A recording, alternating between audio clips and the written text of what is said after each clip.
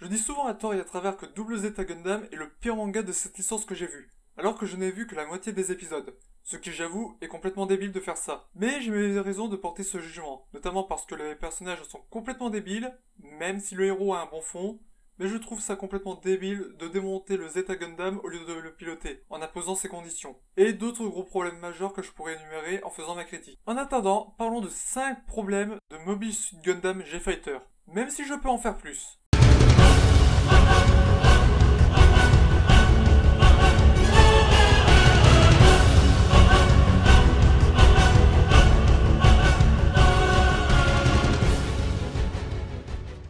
L'animation. Bon, oui, je sais, je tire sur une ambulance en feu avec plein de blessés dedans. Et comme je l'avais dit dans une précédente vidéo, il faudra attendre 2002 avec Gundam Seed pour avoir un véritable budget pour l'animation de la série animée. Mais sans prendre en compte le budget de l'époque, il y a une énorme facilité d'animation. Perso, tant que c'est cohérent avec l'univers, ça me va. Prenez par exemple One Piece, quand Luffy fait son Gatling Punch. Ok, c'est une facilité d'animation pour économiser un peu d'argent, mais c'est cohérent avec le personnage, vu qu'il est élastique. Il utilise l'inertie de ses bras pour pouvoir les renvoyer, ce qui lui donne sa forte vitesse. Et deuxième facteur qui compte, c'est qu'il est humain. Alors que dans le cas d'une machine, c'est beaucoup plus compliqué. Ce qui me permet de venir au point suivant, l'aspect réel n'est pas respecté. L'une des grandes forces de cette licence, c'est que c'est du réel mecha. C'est-à-dire que les machines ont des contraintes physiques et énergétiques. Bien, à présent que vous savez ce qu'est le réel mecha, je vais vous passer un court extrait de ce manga. Attention, ça va être rapide. Avez-vous vu ce qui ne va pas? Attention, je le remets. Voilà, ça, c'est impossible. Je sais que c'est un manga donc des robots géants qui marchent et qui volent, ce n'est pas possible à la base. Même si dans un futur lointain, ça peut l'être. À condition que nos actes ne nous éradiquent pas de la Terre. Mais il y a une chose que les moteurs ne pourront jamais faire, c'est ça. Décomposons le mouvement d'un coup de poing. Étape 1. Vous êtes en position 0. Admettons la garde. Étape 2. Vous devez prendre de l'élan pour donner votre patate. Donc, l'articulation qui bouge et votre épaule. Étape 3. Vous donnez votre patate. Deux articulations sont sollicitées, votre épaule et votre coude. Étape 4. Une fois que votre coup de poing est donné, vous retournez en position 0. Donc, l'épaule et le coude reviennent à leur place. Ceci est impossible, surtout à cette vitesse, pour un ou plusieurs moteurs, vu qu'il doit avoir un temps de décélération et d'arrêt avant de recevoir un ordre qui lui demande un sens qui est contraire. Pour les 2-3 sceptiques dans le coin, on parle quand même d'une machine faisant plusieurs tonnes. Donc, bonjour l'inertie du coup de poing. Et en restant dans le domaine du mecha, comment vous pouvez expliquer ça par exemple? Oui, il frappe le sol pour créer des stalagmites. Réal mecha. Ou encore ça. Oui, les trucs rouges là, ce sont des funnels. À votre avis, combien il y en a pour faire cette attaque? Perso, je dirais bien environ 500 pour faire un tel effet. Eh bien, à vrai dire, on ne sait pas. Il n'y a pas d'informations sur le nombre de machines que ce Gundam possède. Autant que la machine possède beaucoup de ses armes. Pourquoi pas, si la taille est réduite. Mais ça pose deux problèmes. D'abord, niveau puissance et autonomie. Prenons les funnels du Kibi, d'Alamankarn, qui sont tout de même au nombre de 10. Ils sont assez petits, mais l'utilisation qu'elle en fait peut faire penser à une embuscade ou du soutien offensif, pour pouvoir déstabiliser ses adversaires, le temps de 2 ou 3 tirs, puis ils reviennent au MS. Oui, j'avoue, c'est une technologie de gros fourbe. C'est tout mon style. Autre exemple, ceux de Loken Stratos, avec le Chérubin et le Zambania. Les premiers étaient armés, mais ils s'en servaient principalement pour la défense et le soutien. Le second, il s'en sert pour le tir de barrage. Et dans les deux cas, ils sont assez grands pour avoir assez d'énergie, pour pouvoir tirer et être manœuvrés. Ce qui est le problème des Rosebeat de ce MS. Ils sont trop petits pour pouvoir accueillir autant d'énergie pour voler et tirer. À moins que la puissance de feu soit fortement réduite pour avoir une meilleure autonomie de vol. Ce qui est débile. Bah oui, ça ne fait plus de dégâts. Et le deuxième point qui fait que l'aspect réaliste n'est pas respecté, les personnages sont cheatés. Revenons sur le Rose Gundam et ses Rose Beat. C'est vraiment bizarre dit comme ça. En général, les personnages pouvant manipuler ce genre d'armes sont soit des personnages évolués, ou utilisant une technologie capable de les aider.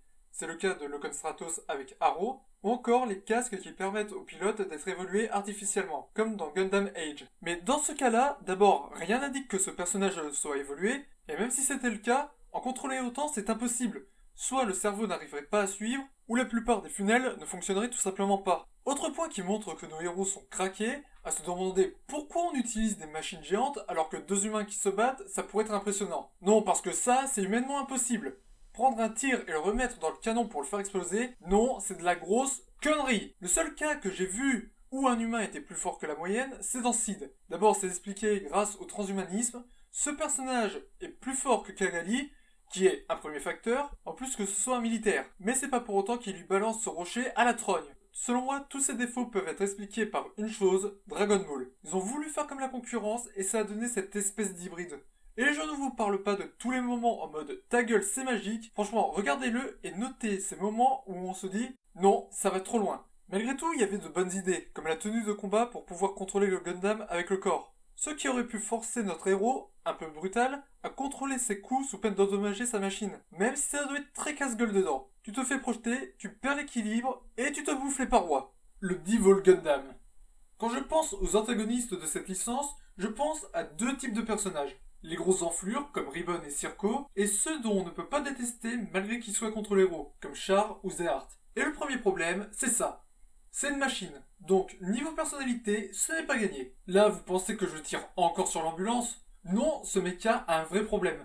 Avant de taper dessus, je dois avouer qu'avoir une machine capable de se régénérer et de se dupliquer était certes un peu tiré par les cheveux aux premiers abords, mais aurait pu donner des combats dantesques où nos héros sont obligés de se relayer pour pouvoir le détruire. Eh bien, il n'y a rien de tout ça. Et pour une machine qui se veut très dangereuse, ce n'est pas un peu trop de se faire battre 3 fois? Ces cas ne sont pas des cas du genre « la mission a échoué, on retourne au vaisseau ». Non, ce sont des cas de destruction pure et dure. Et le plus décevant, je pense que ce Gundam était surpuissant. D'abord, dans son histoire, on n'arrête pas de dire que c'est une menace.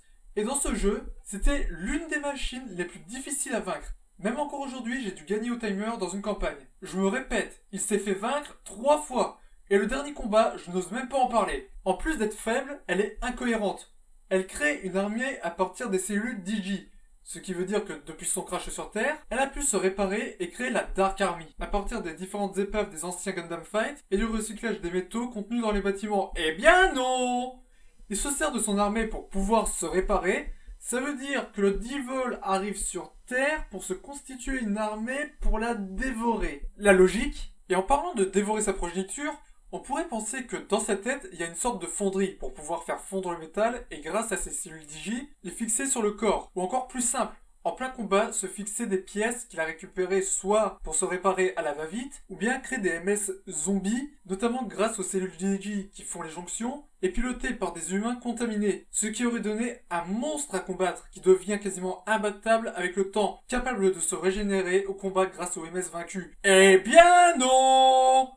À la place, on fait pousser des Gundam Head rapidement avec armement inclus. Réal Mecha. Et je voudrais terminer cette partie avec une photo que voici. Non, c'était trop dur de juste ouvrir le cockpit normalement, comme dans un précédent épisode. Et enfin, la trône ultime avant d'être détruit. Ah gros, je suis le méchant. Le scénario. Ouh, le point qui fait bien mal. Quand j'ai lu le synopsis, je me suis dit, chouette! Un Battle Royale sur une terre complètement ravagée par la pollution dont la population civile tente tant bien que mal à survivre sur une planète qui devient le terrain de jeu des Gundam Fighters tous les 4 ans. C'est de la grosse connerie! À part le premier épisode qui reflète bien ce que je viens de dire. Tout le reste du manga c'est l'inverse. Même c'est perçu comme un événement à ne pas manquer. Ouais, mettez-vous en danger bande de cons. Le fond c'est fait, passons à la forme. On aurait dû appeler ce manga Demon fait le tour du monde. Pourquoi ? Parce que, au hasard qui est bien fait, quand il cherche un combattant d'un pays bien précis, il se retrouve comme par hasard dans le pays d'origine. Exemple, je voudrais aller combattre le pilote de la colonie de Néo-Chine. Il se trouve en Chine. Merci la facilité scénaristique. Au début, je trouvais l'idée de faire un Battle Royale Gundam plutôt bonne, car ça change des poursuites dans l'espace. Et en plus, c'est sur la plus grande arène du monde, avec de multiples possibilités de terrain. Le hasard de tomber sur un pilote adverse et un héros qui pourrait aussi se questionner sur l'utilité du Gundam Fight, avec l'impact qu'ils ont sur Terre et sur la population locale. Mais non, tout ceci est éclipsé par « je dois retrouver mon frère et le tuer ». Avant de passer au dernier point, je voudrais faire quelques mentions honorables, qui sont de moindre importance, mais qui auraient pu améliorer le manga. Master Asia, un personnage qui aurait pu faire un excellent antagoniste, un peu à la Char, mais en plus écolo, mais est devenu complètement inutile à cause du Devil et du scénario. De mener ses relations, mal exploité, pas d'évolution du personnage. Les combats sont mous, ils finissent tout le temps avec la même attaque finale. Tout est Gundam. Non, je ne vais pas le développer, ce sera le sujet d'une future vidéo. Et le dernier point, les clichés. S'il y a une chose que je déteste par-dessus tout, c'est ça. Pour moi, quand une série, un film, un livre en met, surtout ceux qui sont les plus récurrents, ça veut dire qu'ils ne se sont pas intéressés réellement au pays qui l'introduit. à part quelques rares cas, comme Lady Oscar par exemple, qui se passe à la fin du XVIIIe siècle en France, donc un cliché que je déteste le plus est respecté dans le contexte historique. Mais c'est pas le cas dans le manga que je traite, qui est censé se passer dans le futur. Parce que voici notre représentant, avec le cliché du français bourgeois, riche et courtois. C'est vrai que tous les français sont de cette classe sociale, hein. Surtout pour un animé sorti en 94. Et puis, regardez-moi cette tenue. Il la porte tout le temps. Et ça a l'air super raide. Alors, en plus de la tenue de latex qui va par-dessus pour pouvoir piloter le Gundam, ça doit être ultra difficile de se mouvoir. Mais bon, il n'y a pas que la France qui se soit fait enculer. Il y a tous les autres pays. Petite liste non exhaustive. États-Unis. Ancien délinquant devenu star de boxe. Chine. Won Shaolin et ses suivants le sont aussi. Et bien sûr, en Chine même, les habitants sont habillés avec des vêtements comme s'ils étaient au Moyen-Âge, alors que les autres pays, les habitants sont habillés normalement. Russie, c'est bien connu, les Russes sont tous des tricheurs, en envoyant les autres participants au goulag. Ah, les belles années de l'URSS. Et bien sûr, le représentant est un tolard. Je ne vais pas parler du Japon parce que le personnage est totalement basique, comme par hasard. Et pour finir, je vais parler de Gundam, dont pour certains le trait patriotique est juste un peu trop exagéré. Et comme exemple flagrant, le Rose Gundam, qui est français. Putain de merde. Le pilote aurait été un petit gars du peuple, mais aussi un grand passionné d'histoire. Bon, ok, j'aurais râlé sur le design. Mais au moins, ça n'aurait pas été une vision faussée du français qui sont riches, polis, courtois et snobs. Ce que je veux dire, c'est un Gundam avec une figure de proue bien française, dont les traits sont trop exagérés, pilotés par un cliché de français. Et ce cas de figure se répète pour la quasi-intégralité des Gundam, notamment le représentant de l'Inde, dont le pilote est un charmeur de serpent, et le représentant de la Norvège, dont le MS se transforme en drakkar. Dois-je vous rappeler qu'une machine portant le nom de Gundam doit être polyvalent? Pourtant, il y avait de bonnes idées. Je prends l'exemple du Bolt et du Speedgel. Juste devinez où est la référence au pays. Elle est là pour la Russie et l'Allemagne. C'est le casque qu'ils ont sur la tête. Voilà, pas besoin d'en faire des tonnes pour montrer l'appartenance d'une machine à un pays. Et ça, c'est plaisant, car celui qui regarde la vidéo va faire attention aux détails et se demander quels sont les signes distinctifs montrant que cette machine appartient bien au pays qu'elle représente. Car les autres, je les vois comme ça. Regardez, on a fait un Gundam garde royale anglais pour représenter l'Angleterre. On s'est vraiment intéressé au pays pour concevoir le design. Néanmoins, même si les mechas sont moches, on est passé à côté de grosses conneries, comme un mecha rouge pour la Russie, une baguette de pain pour arme, ou encore pire, un hangar escargot. Ça, je suis sûr que personne n'aurait pensé.